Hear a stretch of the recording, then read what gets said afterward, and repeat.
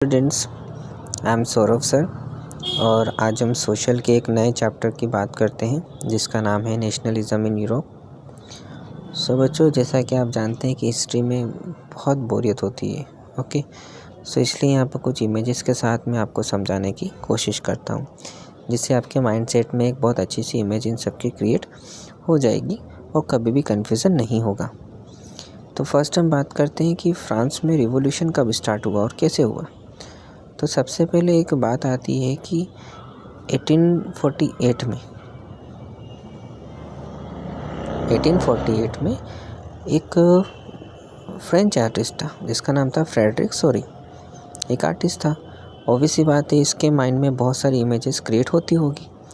तो इसमें से उन्होंने एक 4 इमेज प्रिंट करवाई, जिसमें से जो पहली इमेज थी, ये पहली इमेज क्या बताती थी उसके बारे में हम थोड़ा सा डिस्कस करते हैं। तो आप जो पहली इमेज देख रहे हैं इसमें आपको एक स्टैच्यू ऑफ लिबर्टी नज़र आ रहा है, गॉड नज़र आ रहे हैं, टॉर्च नज़र आ रही है, मेंस राइट चार्टर नज़र आ रहा है, ब्रोकन वेस्ट ऑफ मोनार्क नज़र आ रहे हैं। तो इसमें हो क्या रहा है कि जो लाइन आपको नज़र आ रही है ये लाइन है उन लोगों की जो डेमोक्रेसी की तरफ, नेशन फर्स्ट की तरफ जा रहे हैं। इस रैली में आपको सबसे आगे नज़र आ रहा है USA, स्विट्ज़रलैंड, उसके बाद फ्रांस जो कि अब डेमोक्रेसी की तरफ पहुंच चुका है, और उसके बाद आपको जर्मनी के फ्लैग नज़र आ रहे हैं जो कि ब्लैक, रेड और गोल्डन में है। ये लोग अब पहुंचने वाले हैं बट अभी दूर हैं। उसके बाद आपको एक स्टैच्यू ऑफ यूनिटी नज़र आ रहा है, क्योंकि उस समय जो लिबरल लोग थे वह अपनी लिबराइजेशन को शो करते थे एक वुमेन स्टैच्यू की तरह। तो इस वुमेन स्टैच्यू के हाथ में आपको एक दिखेगा टॉर्च जो कि इनलाइटमेंट का एक साइन है। दूसरे हाथ में दिखेगा मेंस राइट चार्टर, यानी कि नागरिकों के क्या अधिकार होने चाहिए। फर्स्ट में आपको बहुत सारे कचरा वगैरह नज़र आ रहा है। ये क्या है? ये मोनार्की के कुछ बचे हुए अवशेष है ना, रिगाइम से, इसे ब्रोकन वेस्ट ऑफ मोनार्क कहा जाता है। जैसे क्राउन, थ्रोन्स, क्लोथ्स, ये सारे राजशाही को शो करते थे। क्योंकि अब डेमोक्रेसी की तरफ जाना है तो राजशाही को तो छोड़ना होगा। इन सब को देखते हुए जो स्वर्ग में क्राइस्ट, सेंट्स और एंजल्स हैं, ये सभी देख रहे हैं और आशीर्वाद दे रहे हैं। और ये तस्वीर एक यूनिफाइड नेशन को शो करती है, यानी डेमोक्रेसी को शो करती है। ओके, जैसा मैंने आपको बताया कि स्टैच्यू ऑफ लिबर्टी में रिप्रेजेंट करती है फ्रीडम को, टॉर्च इनलाइटमेंट को, मेंस राइट चार्टर उसके हाथ में है, और broken wastage of monarchs crown से। ओके, अब इसको आगे बढ़ाते हैं। फर्स्ट है French revolution and the idea of nation. तो 1789 के पहले तक तो फ्रांस क्या था? एक मोनार्क था, यानी यहाँ पर एक राजा राज करता था, रूल करता था, और बहुत सारे सिस्टम राजाओं के हाथ में हुआ करते थे। ना डेमोक्रेसी था, ना ही कोई पब्लिक रूल्स थे, ना ही कोई पब्लिकों के यानी कि जनता के कोई अधिकार थे, राइट्स थे, ना ह्यूमन राइट्स थे। तो राजा राज करता था। इन सब चीज़ों से जनता बहुत परेशान हो चुकी थी। अब वो लाना चाहती थी ऐसा रिवॉल्यूशन जिससे कि फ्रांस में मोनार्की ख़त्म हो। तो मोनार्की ख़त्म होने के पहले तो बहुत सारी प्रॉब्लम्स थी। मोनार्की ख़त्म होने के बाद या फिर फ्रेंच रिवॉल्यूशन स्टार्ट होने के बाद क्या क्या चेंजेस आए। तो पहला है कि पावर ट्रांसफ़र हो गई मोनार्की से कॉमन सिटीज़न की तरफ।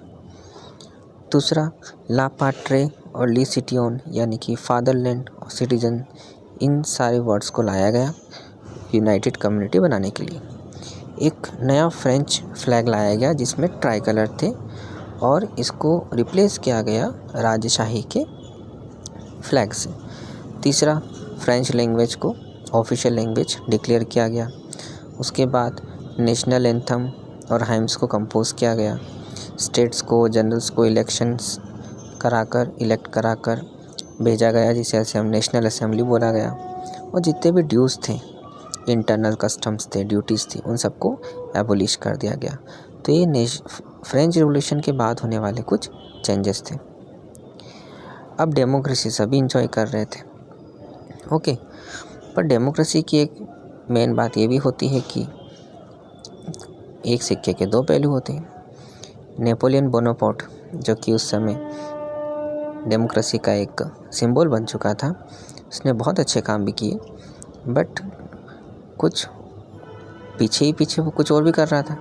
जैसे जहाँ भी जाता वो अब डेमोक्रेसी एस्टेब्लिश करता था, वहाँ के राजा को हटाता था, पर ज़्यादातर पावर वापस अपने ही ले लेता था। यानी कि सारी की सारी जो रूल्स रेगुलेशन है वो अपने लगा देता था। तो इसमें डिफरेंस क्या हो गया कि पुराने में भी मोनार्की थी और ये भी मोनार्की है। और नेपोलियन बोनापार्ट में एक सिविल कोड भी लाया था, जिसे सिविल कोड ऑफ 1804 कहा गया है, नेपोलियन कोड कहा गया। इसमें नेपोलियन ने क्या किया कि इक्वलिटी बिफोर लॉ लाया, राइट टू प्रॉपर्टी लाए, फ्यूडल सिस्टम लेकर आए, ट्रांसपोर्टेशन कम्युनिकेशन सिस्टम को बहुत अच्छा किया, और उसके बाद वेट और मेज़र को स्टैंडर्डाइज किया। ओके, और कॉमन करेंसी को भी लेकर आया, यानी पूरे यूरोप में अब कॉमन करेंसी, वेट और मेज़र को स्टैंडर्डाइज किया। अब कुछ नेपोलियन बोनापार्ट के ड्रॉबैक्स भी थे, यानी कि उसने कुछ गलत ऐसे काम भी किए थे जिसके थ्रू लोगों के मन में उसके लिए हानि या हीन भावना थी। जैसे कि उन्हें पॉलिटिकल फ्रीडम को बिल्कुल लेक कर दिया था, बिल्कुल कम कर दिया था। टैक्सेशन इतना बढ़ा दिया था कि लोगों के जेब पर वो भारी पड़ने लग गया। सेंसरशिप लगा दी, यानी कि आप कुछ भी बोल नहीं सकते, आप राजा के ख़िलाफ़ नहीं बोल सकते, नेपोलियन के ख़िलाफ़ नहीं बोल सकते। और फोर्स को रिक्रूटमेंट करना स्टार्ट किया, यानी कि जितने भी यूथ होते थे उन सबको फोर्स में लेना स्टार्ट किया। ओके, नेक्स्ट टॉपिक हमारा है the making of nationalism in Europe. ठीक है, अब मिड 18th सेंचुरी में क्या हुआ कि यूरोप तो कोई नेशन स्टेट नहीं था, अलग अलग साम्राज्य में बटा हुआ था, अलग अलग एम्पायर यहाँ पर राज करते थे। ठीक है, और नेशन स्टेट क्या कहता था कि नेशन स्टेट वो हो जिसमें कॉमन लैंग्वेज हो, कॉमन कल्चर हो, कॉमन हिस्ट्री हो एंड कॉमन आइडेंटिटी हो। बट अभी तक तो ऐसा कुछ था नहीं। अब यहाँ पर दो क्लास के लोग रहते थे उस समय के यूरोप में। एक होते थे एरिस्टोक्रेट्स और एक होते थे पीसेंट। एरिस्टोक्रेट्स वो हुआ करते थे जो वेल्दी पीपल थे, जिनके पास अपने अपने स्टेट्स थे, टाउन हाउसेस थे, ये सोशली पॉलिटिकल पावरफुल भी थे। इनके फैमिलीज एक दूसरे से शादियाँ मैरिज करके कनेक्टेड रहा करती थी, फ्रेंच लैंग्वेज बोला करते थे, और कॉमन वे ऑफ लाइफ इनका सबका मतलब एक जैसा रहन सहन था। दूसरी तरफ थे हमारे पीजेंट्स, यानी जो फार्मर थे, यानी जो गरीब थे। तो ये गरीब थे, इनके पास अपनी कोई ज़मीन नहीं थी, बिकॉज ये लीज पर ले लेके काम करते थे। दूसरा, ये पावरफुल पीपल थे किस फॉर्म में, केवल नंबर्स के फॉर्म में, बिकॉज इनके पास बहुत सारे नंबर्स थे, बहुत लोग थे। बट ये गरीब थे इसलिए इन्हें पुअर थे, इसलिए ये पावरफुल नहीं थे। पर एक क्लास और थी जो थी मिडिल क्लास। ये मिडिल क्लास थोड़ी सी पढ़ी लिखी थी। पढ़ी लिखी क्यों थी? क्योंकि इनके पास में अपने थोड़े पैसे ज़्यादा थे, इसलिए पढ़ लिख जाती थी। अभी किस किस चीज़ों की बात करती थी? ये बात करती थी लिबरलिज़म की। लिबरलिज़म का मतलब यहाँ पर क्या है? लिबरलिज़म का मतलब है लाइबर, जो कि लैटिन वर्ड से आया है, जिसका मतलब होता है फ्री। तो ये लोग क्या चाहते थे? ये लोग चाहते थे कि ऑटोक्रेसी रूल ख़त्म हो, क्लेरिकल प्रिविलेज जितनों को मिलता है, मतलब कि पूर्वी पावर जिनको मिलती है जिनको, वो ख़त्म हो जाए, और कॉन्स्टिट्यूशन के थ्रू एक रिप्रेजेंटेटिव गवर्नमेंट का फॉर्म हुआ जाए। पर ये मिडिल क्लास के लोग बड़े चालाक थे। ये तो चाहते थे कि वोटिंग राइट सबको मिले, पर ये नहीं चाहते थे कि वुमेन को कोई काम मिले, वुमेन को कोई वोट का अधिकार मिले, और ना ही पुअर्स और पीजेंट्स को कोई राइट मिले।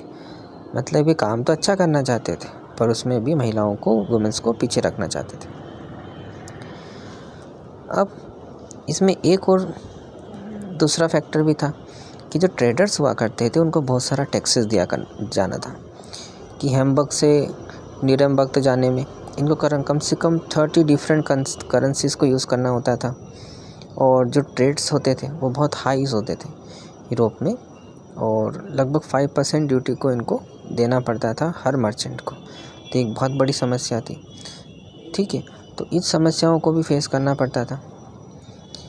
इस समस्या को फेस करने के लिए एक लाया गया a custom union Zollverein was formed, यानी कि ज़ोल्वेरियन को फॉर्म किया गया। एक कस्टम यूनियन लॉ था। तो ये यूनियन क्या करता था? ये यूनियन टैरिफ को रोकता था, कम करता था। जो यूरोप में उस समय 30 करेंसी हुआ करती थी, उसको लेकर ये 2 पर आया, यानी अब केवल 2 ही करेंसी चलेगी। इन्होंने रेलवेज़ के नेटवर्क को प्रमोट किया। अब ये कहाँ फॉर्म हुआ था? तो ये प्रूशिया में फॉर्म हुआ था। बाद में इसको जर्मनी में भी स्टार्ट किया गया था। अब नेपोलियन बोनापार्ट था तो अच्छा इंसान, but Prussia, Austria, Britain, Russia, इन सबको ये पसंद नहीं था, क्योंकि ये डेमोक्रेसी लाना चाहता था, सारे राजाओं को हटा देना चाहता था। इसलिए इनके बीच में एक बैटल हुआ। उस बैटल में नेपोलियन बोनापार्ट मारा गया। उसके बाद प्रूशिया, ऑस्ट्रिया, ब्रिटेन और रशिया ने अपना रूल्स फिर से लागू किए और इनके बीच में एक ट्रीटी हुई जिसे बोला गया ट्रीटी ऑफ वियना 1815 में। ओके, और इसको किसने होस्ट किया? इसको होस्ट किया ऑस्ट्रियन चांसलर ड्यूक मेटरनिच। अब इन्होंने क्या किया कि बर्बन डायनेस्टी थी उसको पूरी पावर दे दी।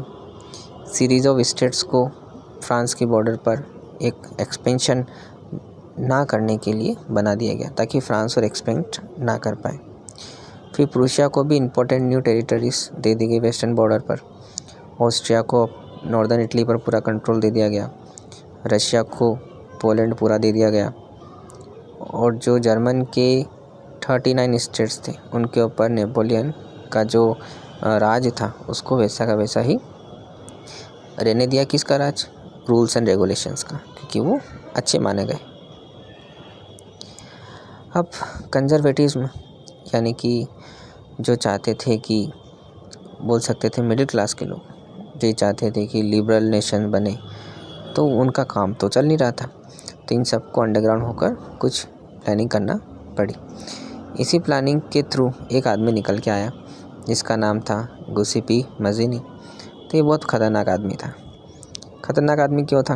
क्योंकि इसे रशिया, पोलैंड, जर्मनी, स्विट्ज़रलैंड बहुत डरा करते थे, क्योंकि कुछ ना कुछ ऐसा करके, जैसे कि कुछ प्रिंट कर दिया, कुछ लोगों को बातें ऐसी बता दी, ठीक है, जो लोगों के मन में नेशनलिज्म के प्रति भावनाएं उमड़ कर आती थी। इसलिए इनको कहा गया था रिवोल्यूशनरीज। तो ये इटालियन रिवोल्यूशनरी था, जिनोवा में बॉर्न हुआ था। इन्होंने 2 टाइप की सोसाइटी बनाई, Young Italy in Marseille and Young Europe in Berne. Okay, और ये 24 की एज में ही इनको एक्सिल कर दिया गया था 1831 में, क्योंकि ये रिवॉल्यूशन क्या करते थे, इतना मतलब लोग उनसे डरा करते थे। Okay, so the making of nationalism in Europe में अभी तक इतना ही। बाकी हम नेक्स्ट वीडियो में आगे की बात करते हैं। आई होप आपको यहाँ तक समझ में आया होगा। अब इसके आप सभी नोट्स बना लीजिए और आगे की वीडियो के लिए वेट करिए।